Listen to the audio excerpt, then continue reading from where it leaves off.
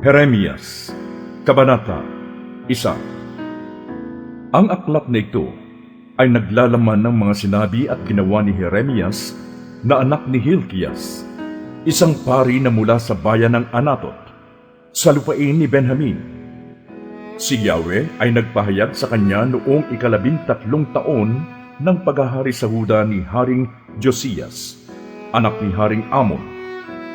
Muling nagpahayag si Yahweh sa kanya nang si Jehoiakim na anak ni Josias ang hari ng Huda.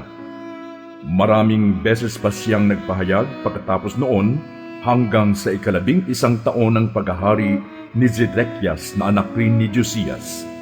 At noong 5 buwan din ng taong iyon, ang mga taga-Jerusalem ay sinakop at dinalang bihag sa ibang bansa. Sinabi sa akin ni Yahweh, bago ka pa ipinaglihi at ipanganak, ay pinili na kita upang maging propeta para sa lahat ng bansa. Ang sagot ko naman, Panginoong Yahweh, hindi po ako magaling na tagapagsalita. Bata pa po ako. Subalit ang sabi niya sa akin, huwag mong sabihing bata ka pa. Pumunta ka sa mga taong sasabihin ko sa iyo. Ipahayag mo sa lahat ang aking sasabihin sa iyo.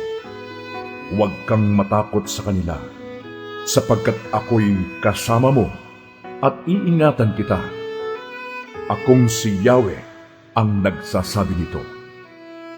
Pagkatapos, iniunat ni Yahweh ang kanyang kamay. Hinipo ang aking mga labi at sinabi, ngayon ay ibinigay ko na sa iyo ang mga mensaheng dapat mong sabihin. Ibinibigay ko rin ngayon sa iyo ang kapangyarihang mangaral sa mga bansa at kaharian upang sila'y bunutin at ibagsak, wasakin at itapon, itayo at itanim. Tinanong ako ni Yahweh, Jeremias, ano ang nakikita mo? Sanga po ng almendra, sagot ko. Tama ka, ang sabi ni Yahweh, sapagkat ako'y magbabantay upang matiyak na matutupad nga ang aking mga sinasabi. Muli akong tinanong ni Yahweh, ano pa ang nakikita mo? Sumagot ako, isa pong kalderong kumukulo ang laman at halos tumagilid na mula sa gawing hilaga. At sinabi niya sa akin, mararanasan ng lahat ng naninirahan sa lupaing ito ang isang pagkawasak na magmumula sa hilaga. Tatawagin ko ang lahat ng bansa sa hilaga. Darating silang lahat at ang kanilang mga hari maglalagay ng kani-kanilang trono sa harap ng pintuan ng Jerusalem, sa paligid ng mga pader nito at sa ibang mga lunsod ng Huda. Paparusahan ko ang aking bayan dahil sa kanilang kasalanan. Tumalikod sila sa akin.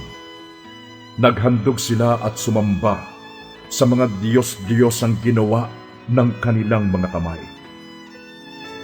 Humanda ka at magpakatatag. Sabihin mo sa kanila ang lahat ng iuutos ko. Huwag kang matatakot sa kanila, kundi hahayaan nga kitang matakot kung ikaw ay nasa kalagitnaan nila. Subalit, pakinggan mo itong mabuti, Jeremias. Ang bawat isa sa buong Huda, kasama na ang mga hari, mga pinuno, mga pari, at ang buong bayan ay kakalabanin ka. Ngunit hindi sila magtatagumpay. Magiging sintatag ka ng isang lunsod na ligtas sa anumang panganib, sintibay ng haliging bakal o pader na tanso.